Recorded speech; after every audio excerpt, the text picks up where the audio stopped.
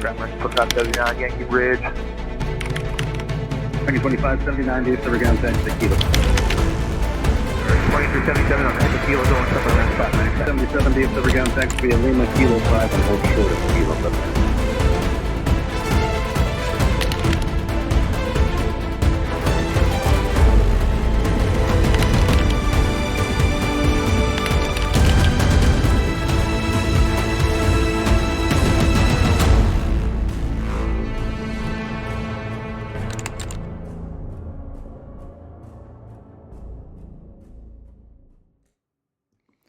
All right. Hey, welcome, folks. Spec Ops Monkey here. Listen, it's going to be your SITREP. It is 11 a.m. Central Time coming to you from the great state of Texas. And we are in the new Monkey Lounge. We finally got the transition over to the new studio, and we're pretty stoked on this.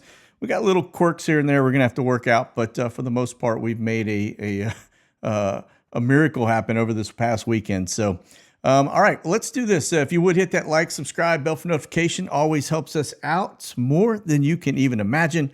We're going to go over to Skyglass as always. As you're going to see, sitting at currently 195 up. That is because we've taken out the two biggest drivers, around 77 of those bad mamma jammers. And those are going to be your Tex 2s and your T38. So those are trainers, usually just right up the middle of all of this, really clogging, giving a lot of congestion over to that area. So let's do this. We're going to start with let's do Watchlist. And you're going to notice it's a little light today compared to what we normally see. We do have our normal folks up there. Now that LaSalle is not normal. That one's coming down south. And that one's going to be, that's a civilian reconnaissance plane, so to speak. And then these, we've got a ton of rail. I keep wanting to call them rail. They are surveys.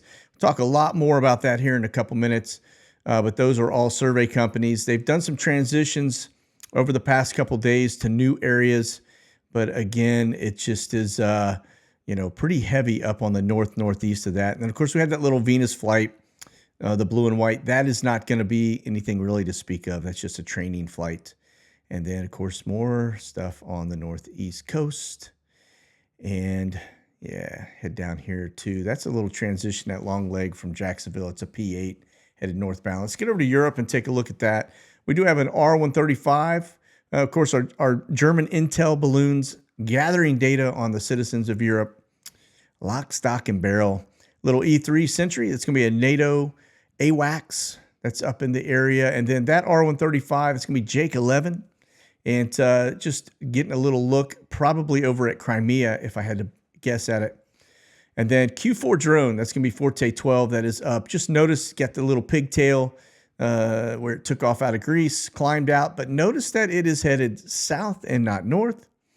And it's just kind of loitering in that area.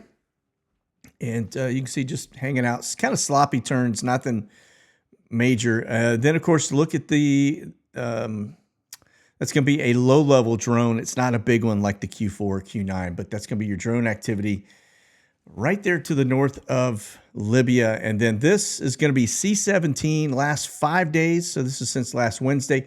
Notice the hot spots where they have been going right here, skipping right up the East Coast. I say the East Coast, the eastern side of the U.S. You can see hitting the port there in Savannah, Georgia, or Charleston, South Carolina areas, and then, of course, right up the eastern seaboard. So they are definitely doing some port moving, shipping stuff across the drink. Just notice the concentration, heavy duty, heavy. A lot of stuff there in 5 days. Let me tell you, stuff going in and out of southern Spain. We got our stuff in and out of the UK.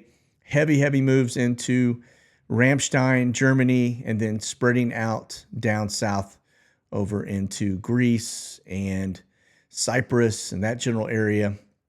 And then we'll get over to this side, which is going to be probably some returns coming out of India, headed back. They had a big exercise going there till today. And notice, like we said in our premiere on Friday, that's it for Japan and China. You think we're really worried and ready to fight a war on that side of it? I don't think so. All right. Heavies. This is going to be your C-130s, last 24 hours, A-400s, and your C-17s. Just kind of spread out notice a lot of activity there in the northern area of Africa. Stuff headed up into Sweden. And let's see, we'll get over to Conus. It's pretty spread out over in Europe right now. So we'll get over to Conus. Same thing.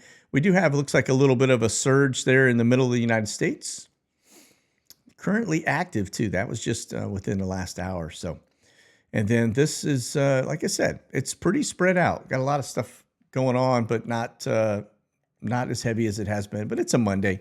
All right, let's get over to the refuelers. You'll see we've got the surge coming out of the middle of the United States again. Some stuff headed down to going to point there over the panhandle of Florida, up the east coast, eastern seaboard. Then we get over to Europe.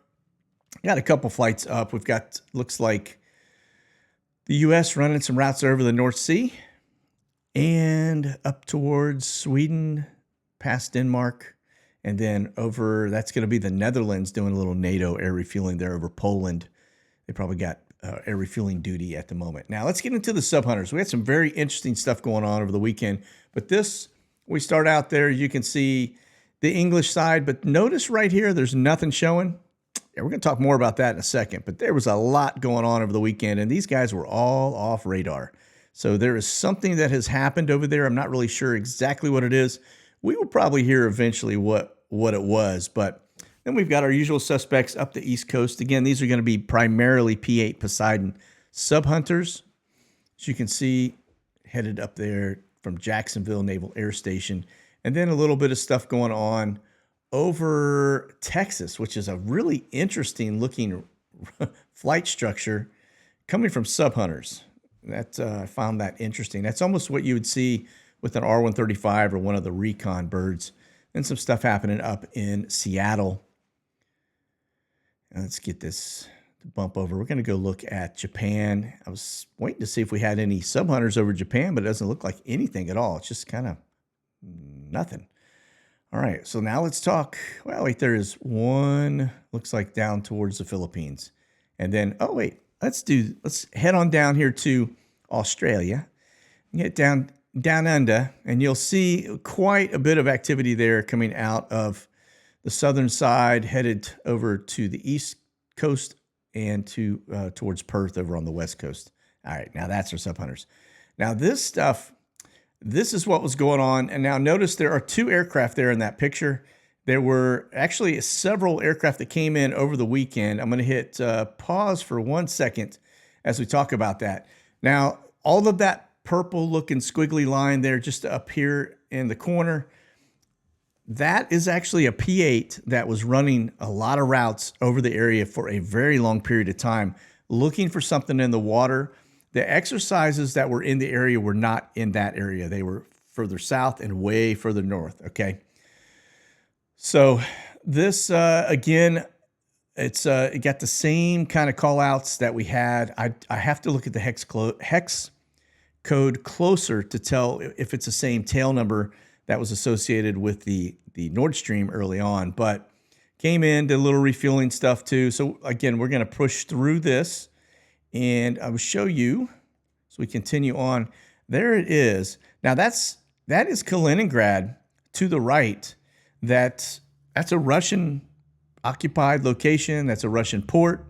But what was off of that area that they were looking so closely at? They were at around 25,000 feet range. So that's a little high for a P-8 to be looking for, anything like surface debris or something like that. So it wasn't a downed aircraft. I'm pretty confident of that. It's also not a consistent search grid pattern. It just seems to be flying all over the place randomly. Okay. All right. Now let's go over to this side. And again, you'll see one more coming inbound. There's still one out there. The one that you see coming inbound to the left side of the box is actually going to fly in. It's going to hook up with an air refueler, and then it's going to go relieve this one that's up over the current area. All right. But I just wanted to capture them, so I had the hex codes. Again, two different P-8s, Navy P-8s. They were there all weekend. And let me do this. I'm going to go down to the next series of captures. Now, this was going to be, let me hit that so we can back it up. And this one right here is going to be Brio 66. And that one is, pause, you'll notice it's also over the water running a search grid. So I don't know what that was going on over there that they were really concerned about, but it is definitely, they're definitely looking for something. Again, right off of Kaliningrad. Now, from that location, that particular aircraft at 43,000 feet can look well into Kaliningrad. It's got a lot of capabilities and technology to do that kind of thing. But the Navy P-8 Sub Hunter is the interesting dynamic. Again, this was another one that came in. You can see these just, again, there's not what you would consider from a SAR or a search and rescue effort. Those usually are grids, and it normally wouldn't be a Navy P-8 doing it, right? It would be other aircraft. This Navy P-8 was out just running circles and circles. Again, this one was at about 15,000 feet, a little high for doing, you know, any type of surface, looking for surface debris or anything like that, oil slicks, whatever it may be, if they were searching for aircraft. Now, you do get P3s out there that help in search efforts from time to time. But again, just none of this is really consistent with that aircraft and that kind of work or activity, all right? Again, there's that one, and then this is the one coming inbound. So again, this started on Friday evening, and it went into Sunday, and these were, you know, you're talking in the dark hours. So some of these were captured around 4 a.m., so what they're up to, I don't know. Could have been a U.S. sub in distress out in that water, possibly. Could they have been looking for a Soviet something in that area? Quite possible as well. But being right off the coast of Kaliningrad, I don't know. It seems like the Russians would have been out there if it was a Russian sub in distress helping and not the U.S. or NATO, right? So they were definitely looking for something. What? I don't know. And like I said, we may never hear. It could have been a U.S. sub that actually went quiet and they thought we lost it. And so they're out there trying to find it. So who knows? Time will tell, as it always does, all right? Okay, let's get into the drone activity. Off the coast of Southern California, I will tell you from my sources, there is a lot of piracy going on off the southern end down there near Ensenada.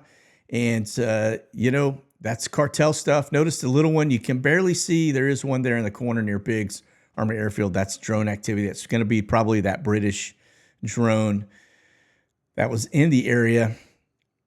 And then to the south of Malta, headed towards kind of Tripoli general area. Again, drone activity. It disappeared. That could be the Q4 or the Q9 coming out of that location. Then we get over to the intelligence aircraft. Notice that Jordan is doing a lot of work, as is Israel. We got a lot of things happening over there. That area is heating up like a junkie spoon, as I always say. And then we get over here near Moldova, and notice that one's just kind of running back and forth across Romania as we head on north. And then you'll see getting a very close look at Kaliningrad. We know that Russians have been pushing a lot of nukes and a lot of different things into Kaliningrad. And then notice too, those are search grids right there that we would see consistent with the survey aircraft. All right, we'll talk about them here again in a minute. And then that coming out of Sweden, just kind of a sloppy track. We get over here to the United States, and you'll notice, again, this is the last 3 days, and it's been a little busy. Not what we normally see. It is lighter than usual, but we've got our activity coming out of the Biggs Army Airfield towards Tucson, and then this activity up near Washington, D.C., and you'll just see, as always, the stuff up here near Canada, just over the border. All right, let's get into R-135s. You're going to notice, too, on the R-135s, again, that little snake tongue, probably looking down here in Mexico at some stuff, and we'll talk more about that here in just a second when we get towards the end of the video, because I did have an opportunity to talk to my security guy, head of security, who just spent a couple of weeks down there at the border and said it is going crazy. It's like the Wild West. So again, circling Kaliningrad, headed up towards Latvia, Lithuania. That is the Russian border right there. So we are not messing around in terms of getting a look into Russia with our reconnaissance stuff. And then that's going to be UAE Qatar. You can see that's transitioning some aircraft down into that region as well. Again, R-135s. Okay, now let's talk survey after we get this last bit here. This is Japan R135. Couple flights there in the last 5 days. So not crazy. Again, very quiet over there. All right, let's talk surveys for a second. Now, notice again, Stockholm, all over Sweden. These are survey aircraft. We've talked about those. We've shown the company that is responsible for doing that. That's a transition, I believe, headed north to south. But why and what are they looking for, right? Keep in mind that is directly across from Kaliningrad. Now, you get over here to the United States. Notice we do have some transitions. Those are going to be the longer lines. And then we see them starting to get to work near San Francisco. Major cities, Utah, Denver. Those are the areas they were hitting out west, Midwest, down into Texas near San Antonio. Look at this one down in Florida now. We're starting to see more activity south of Jacksonville, Tampa. Those are major cities. And then this was actually some of that we captured over the DC, Maryland, that general area. And then we've got a lot of stuff going on up towards the northern United States. Again, this is what they could be looking for. So let's talk for a second. Again, Kaliningrad is just right here to the other side of me, almost directly head high on the border of both Poland as well as Lithuania. And then that's a major seaport for them. We've had the surveys from Sweden go up and down the entire coast along the Baltic Sea. And they're now going, looks to be headed a little bit further north up towards Stockholm, which is a major populous area. But my thought is they're looking for these little ditties right here. Let's get over and take a look. Club Ks. I say this because I did talk at length with my security guy who is former Army, former sniper. And I asked him, I said, what do you think about these surveys? He said, it looks like they're mapping a battlefield. And I would agree with that because there's a lot that kind of folds into that comment. And that would be that from a battlefield perspective, yeah, you would have obviously martial law. You'd have everything that goes in with that. But the other piece to this too, which has really got me thinking, is some of these areas they've gone over 4, 5, 6 times. Same areas over and over and over. And I'm starting to wonder if they aren't looking for these, which if you've heard me say Club Ks before, some of you are probably thinking, I've never heard of that cereal.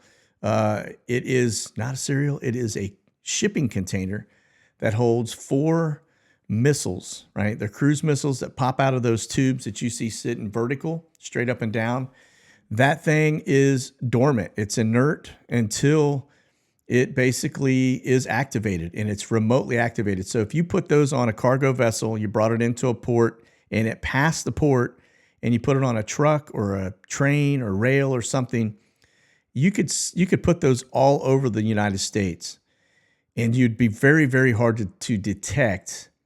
And so that's, could they be looking for something along those lines, right? It depends on the technology and capabilities of these survey aircraft. Are they able to kind of look at heat signatures or something inside these containers? Maybe. I don't really know.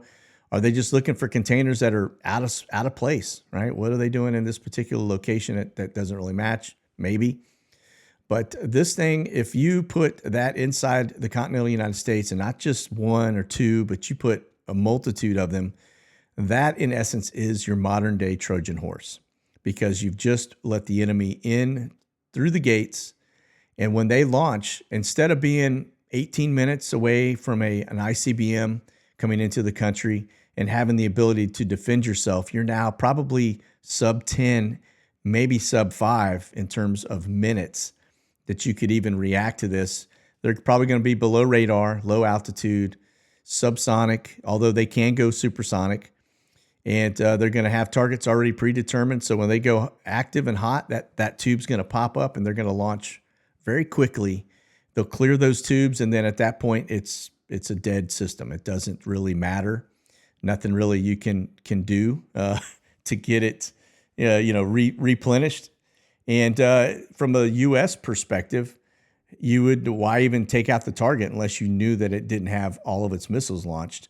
So now you're striking yourself inside your own country. So this is a very real threat, and it could very well be why these surveys are going on where they are, because they are worried that the system has been pushed in, and like I said, it's a Trojan horse anywhere it goes, a very lethal system. It can go biological, chemical, conventional, and or nuclear. So that's a lot.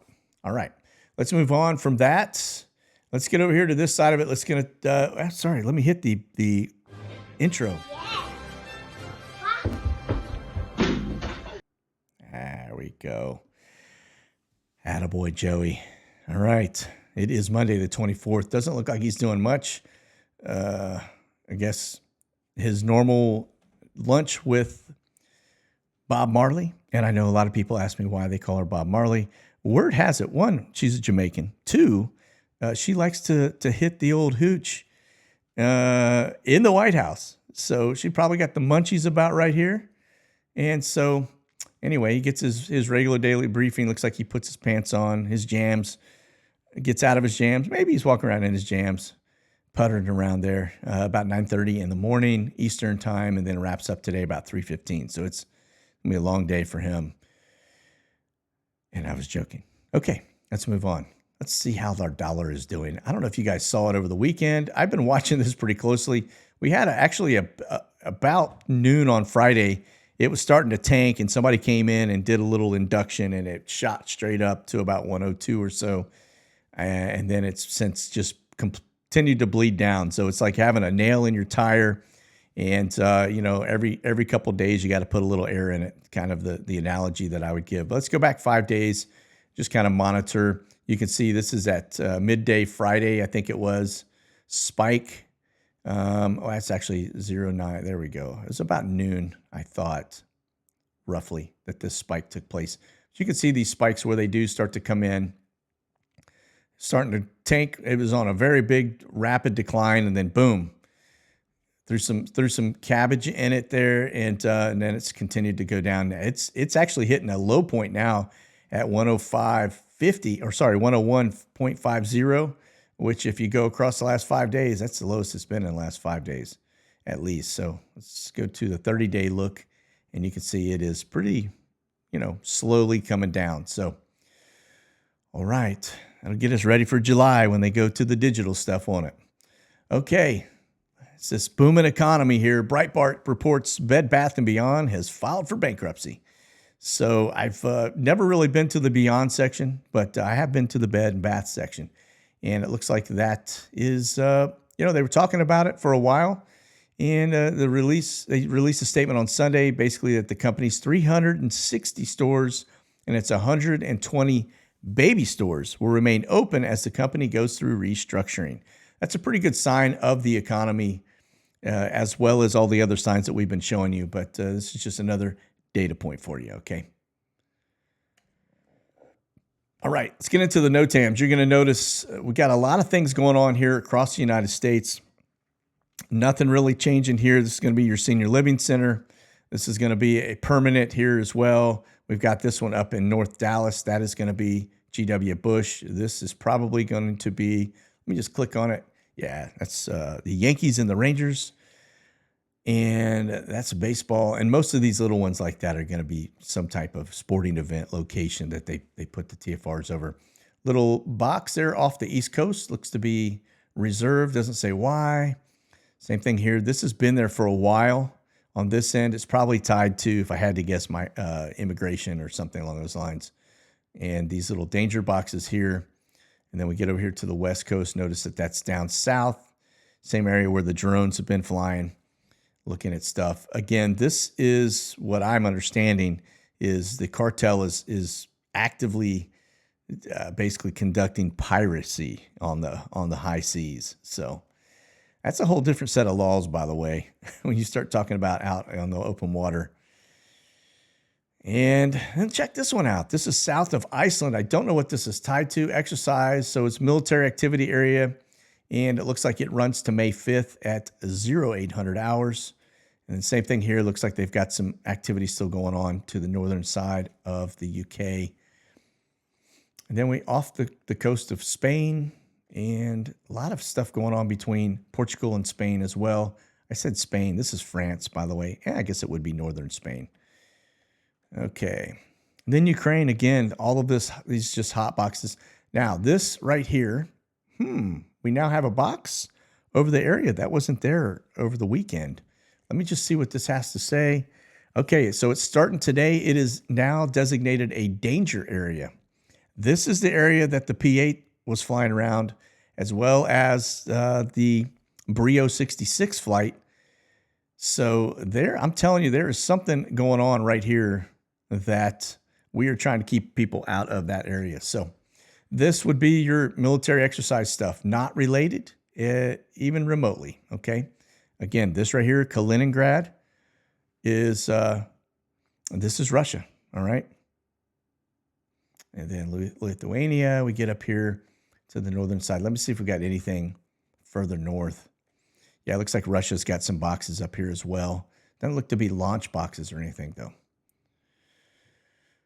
Okay, let's move on. Let's get over to the cyber attack side of the house. It is very, very active. Let this thing marinate for a second and let your eyes refocus. This is crazy, the amount of attacks coming in. Very, very one-sided as always, coming straight on to the United States. You got main data centers here that are being hit heavily, and then all of these other attacks that are taking shape. Pretty wild. All right. Spent a lot of time there. Okay, if you've been following the news, you'll notice Spec Ops guys went in and basically evacuated U.S. embassy personnel. They said they had more than 100 troops evacuating about 70 embassy personnel. That would include pilots and everybody, okay? But this is your quintessential Spec Ops CH-47, and the reason I say that is because see that long boom on the very front? That's what you get your guys on that are the SEALs, the MARSOC guys, etc. That's how these guys roll. This is an air refueler. That's how you want to tell a difference. Typically, when you see one of these, typically, not always 100%, but typically with these booms on them, same thing with the Blackhawks, that is a kind of a good indicator that you got your high-speed dudes on here, okay? All right. Now, this was a story, but I wanted to get down to the map because this is a very important data point for you. If you get into this was a leak that came out. It says that Russia has fired or had fired a missile at a U.S. MQ-9 Reaper over Syria last year. And does it really matter? This came out of some of the leak data. And no, like I said, it's benign. Nobody really cares. But when you get down to this map, this starts to tell the story. If you're familiar with Isaiah 17, it basically says that, the world will wake up overnight and Damascus is gone. Like it is no more, leveled. And many believe that is Israel taking out a direct threat in that area that levels the city. Okay, probably because there's a nuke in here or something. Now, why is that important? Well, if you take a look at what's going on here, this is Jordan down here, Israel over here, okay? Lebanon, this is going to be your Golan Heights right here. This is an area we'll talk about here in a minute as well. And in between Golan Heights, this is very close to the area where I did a short while I was in Israel that talked about the road to Damascus, etc. But this is there's a hill up here that was part of a big battle that took place between Syria and Israel. And if you're on that hill, you can actually look out over the little valley and still see remnants of tanks and things down in the valley. It's kind of wild to see. But anyway, this is Damascus. It is not far from Israel at all. But notice the flag right there. What is that flag? Well, that doesn't really help, does it? That's Iran, okay? And so at the international airport. So when you see hits being taken out at the airport there and up at Aleppo, it's because they've got their enemy right over the border, okay? All right. Notice the U.S. is here. As we get up a little further north, you've got Iran over here. This is Iraq. Let's see. Russia, Iran. Okay. And then you got all three of us mixing it up here. Very close proximity, United States, Iran, and Russia. And these are the areas really that are kind of been going hot with the strikes. Russia here, Russia again. Turkey is up here, right? This is the Turkish border, but they're starting to fill in as well, getting very heavily involved. This up here, Turkey. This is Aleppo. This place has been demolished for over and over and over for a very long time. But notice who's up here. That's Iran. That's why you see Israel conducting airstrikes and taking stuff out up here. Okay, they keep just blowing up or putting holes in the runways up here. But this is an important data point for you because this is, if you notice, United States, we backed out of Syria, and the vacuum, just like Afghanistan, was filled. That void was filled by Israel's enemies, Iran, Turkey, and Russia. Now, when you get to, I know I mentioned Isaiah 17, that ties to Damascus. But when you get to Ezekiel 38, it also talks about the enemies coming in, and it talks about Gog Magog, and that's going to be these same three players, Turkey, Russia, and Iran, all coming up against, as well as others, against Israel, coming down from the north. And so we just created that entire scenario by pulling out of Syria, and the three people that are mentioned in Gog Magog, Ezekiel 38, are now parked just to the north of Israel. So, all right, let's move on. Here you go. This is the Russians conduct coordinated airstrikes from 4 Su-35s into this general area. I'm going to show you actually on the map. Let's get over here. This is kind of a game changer because if you'll notice, I've been showing you for quite some time the map and the activities going on, but Russia really hasn't been doing a lot of airstrikes. Now, according to this, they conducted some 40 plus airstrikes in those areas. And that starts to move the needle because when you start to pull in these aircraft and start taking out ground targets, it's going to actually change the way the battle is being fought, okay? And so it looks like they are now starting to engage. These, oh, by the way, aren't, they're old aircraft, but they aren't their, the old MiGs. These are actually a little more, versatile, I guess you would say. It's a decent aircraft. But and then there was actually a story that came out over the weekend. I thought this was kind of interesting. We'll play it just for a second. It's muted, but notice right here on the screen, I'll get over here to my mini, that right there, we'll back it up just a little bit. But right there, that was actually an accidental release by one of the Russian fighter jets. And it hit right like next to a main busy road. So pretty wild to see that. But yeah, anyway. All right, let's move on from that. Let's get over here to this side of it. Israel bombs targets in Syria near the Golan Heights.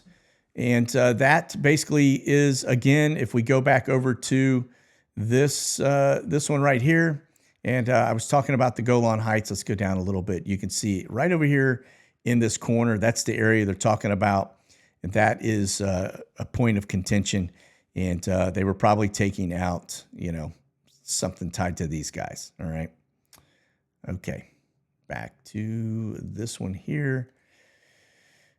Now, this is a little bit of comedy for the weekend, for the week. This came in over the weekend. But this is Iran basically says that its Navy forced the U.S. submarine to surface as it enters the Gulf. They're talking about the Persian Gulf. It's not the same area where the Navy P-8s were flying around. But they said, and this is coming from their press, it says this submarine was doing its best, using all its capabilities to pass in total silence and without being detected, and they forced it to surface. So probably dropping mines down in there. I doubt they were trying to be stealthy. They go in and out of the Persian Gulf all the time. So anyway, all right, just a little humor for you. And then this one. This I thought was pretty interesting. This came out today. This is actually the Washington Post talking about it. It says, basically at the U.S.'s command, we basically commanded Ukraine to hold off anniversary attacks on Russia. Ukraine were actually talking about firing a boatload of missiles into Moscow. So if they had done that, we would probably be at war right now. But this just kind of surfaced as well. But this is this is the kind of stuff where Ukraine goes rogue, and the next thing you know, it is hotter than a junkie spoon, as I say, right? So anyway, again, just another data point for you. But Let's get on over here. All right, let's start looking at what's moving out there. These are going to be your camber flights. Notice again, most of the U.S. camber flight stuff, U.S. Transportation Command is European centric or coming back across from Europe. This one here looks to be coming out of Alaska. It is. Let's see. It's climbing. It's at 37,000 feet, 486 miles an hour, coming out of Anchorage. We had a couple, but don't really see all of them. We just see them down here listed. Destination, you never know. More than likely, could be troops based on. Well, let's look at the aircraft. That's a 747-400. Probably not troops. Probably carrying something very large. Okay, coming out of Anchorage. There's a second one. 67300, probably troops. And MD-11 could be one or the other. 67200, probably troops. Or coming back empty, one or the other. Could be a rotation and an MD-11 coming in. Remember, we're moving a significant amount of assets from Asia over into Europe because I think we have pretty much come up with the conclusion that we cannot fight on both fights. China hasn't figured out that we've figured that out. And so they are probably going to go after Taiwan here pretty quickly. And as soon as they realize that, should I say, and yeah, we're going to be focused all hands on deck for Europe. And so that's why we've leveraged South Korea to give us 500,000 rounds of artillery, right? I think it's 153 Mike. So, all right, what do we have going on? This is dropped off the board. This was Biggs Army Airfield. We had a departure that was headed to, I'll just click on it. It was headed actually over to Perot Field here in Fort Worth Alliance. And that was Sunday. Still on the board this morning when I looked at it. Had another notice on Saturday. You had another 67400 that was returning back to Hartsfield. So let's see where they came in from. Important because some of these National Cargo from Orlando, home operations, not home, but those two are probably deadheads, so going back empty, all right? So let's go back up here. Let's click on arrivals. Let's see where they came in from. All right, so that Omni came in from Indianapolis. Delta Airlines, came in from Portsmouth, New Hampshire, and then this one came in from Fort Hood. So these probably are bringing some folks in, if I had to guess, coming in, troops that are going to be getting rotated and sent across the drink. We are starting to, ramp up in Europe big time. So I say starting. We've been ramping up, but we're definitely putting more boots on the ground. Let's just put it that way. All right, Air Transport International coming out of Fort Dix. That's arriving at Dover. And then it looks like that one from there is headed back to Baltimore, Washington. And let's see. This one I thought was interesting. This is actually the Royal Saudi Air Force. Came in and turned back around and headed outbound. Again, this is Dover. All right. So I don't know what that was about. Could have been anything. Could have been picking up stuff. All right, here we are at Ramstein. We do have a reach that came in and landed. And then just notice over here, Omni Air headed back to Washington Dulles. And two more reach. And then this one here, Gulliver, I guess. That's going to be an Airbus A330-200. And then this Air Transport International coming in from Portsmouth back to Washington. Again, scheduled departure. So let me see, 728. So that's on the board right here. So it hasn't still down here. Okay. Nuremberg. Let's see what we've got going on. We had a couple camber flights. There's one here down at the bottom came in from RZE. It's the only thing that I'm seeing catches my eye off the top there. And again, this is going to be a mix of commercial and military flights. So I'm not seeing the camber flight leave. That was a 67300. Yeah, I'm not seeing it just quite yet. Maybe it's down here. Nope. Probably missing it. All right, let's move on. Okay, here's RZE. This is going to be that forward operating base. Again, this is Ukraine. This is the bottom corner of Poland. One of several bases we have down there. You're going to just notice camber flight coming in from Anchorage. That's probably going, things that go boom, artillery rounds. Go down again. This one's coming in from Nuremberg, arrival. There it is. Okay. And then this one, Anchorage, again, 47400, things that go boom. See if we got anything else. That is an Army aircraft, probably carrying around some top brass in the area. So 3 camber flights on that side, inbound. Looks like that one's headed back to Nuremberg. And there you go. There's your MD-11 coming in from Frankfurt. Get on down a little further. Yep. All right. That's going to be RZE. A little slower today than it has been, although it is still pretty active. And then this is going to be National Cargo. Just notice we've got 3, Anchorage to Chicago. This one here, Charles de Gaulle and Paris. Looks like it is, all 3 of these are 747-400s. Miami down to El Dorado. That is probably deporting some people if I had to guess. And that's a 747-400. That's a lot of people. So that'd be a big flight with a lot of folks. All right. Move on over here. This is going to be your Navy logistics. Again, Europe centric. All right. Then this one headed down north of Africa. That's coming out of, it looks to be Greece. Let me see. Yeah, because Cyprus is over here. So, all right. And then let me see. Over here in Japan, nothing. Like I said in the premiere, it's very evident that we are not really focused on Asian Pacific like we were, okay? So something has changed, and it may be just the fact that we've probably said, hey, Taiwan, you're just going to have to fend for yourself. We've got the capabilities now domestically ramping up that we can probably take care of, you know, our super microconductor chips or whatever it is that we're making here. So, okay. And then here again, this is Western Global, and coming out of Anchorage, Alaska, headed down here to southern Los Angeles, the southern side of the western side of the United States into LA, and then another one going from Frankfurt to destination unknown. Omni.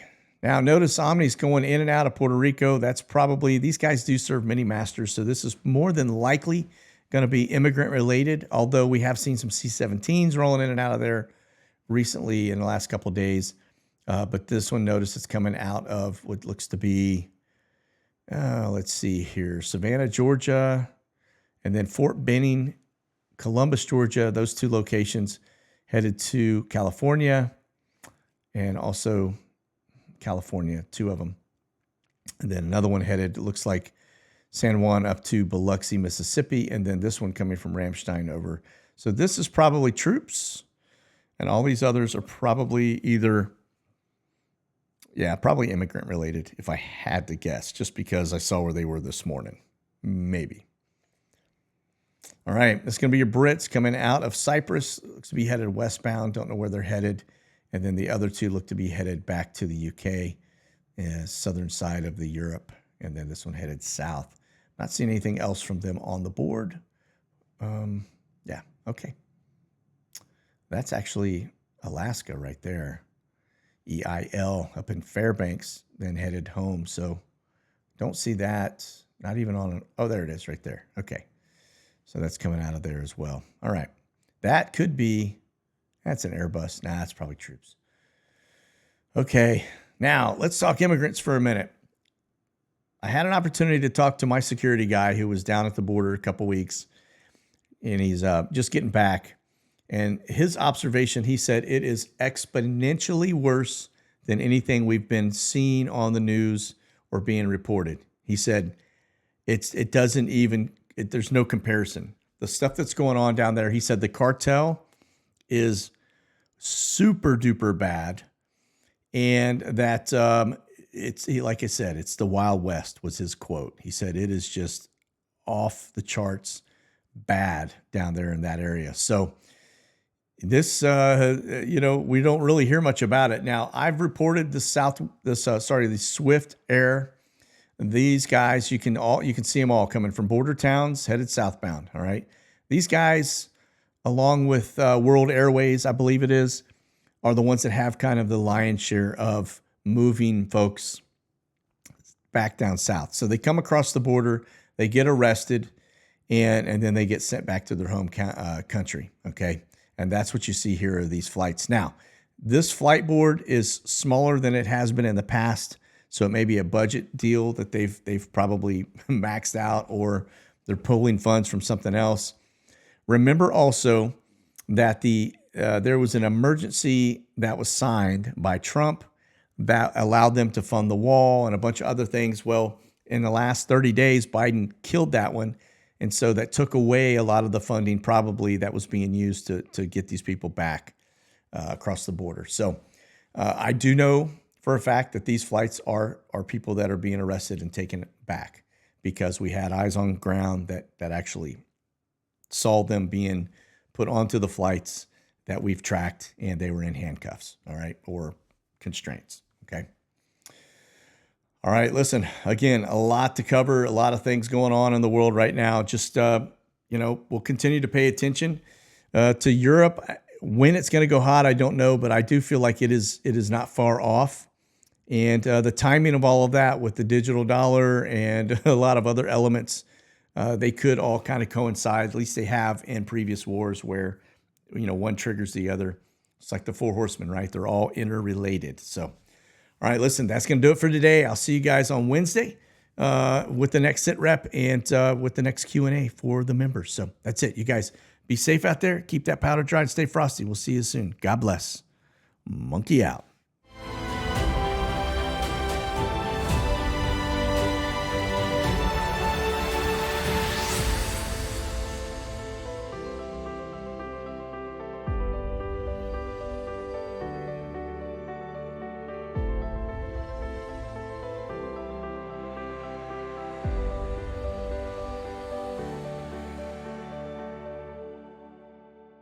Check out the latest gear and products at MonkeyWorks US.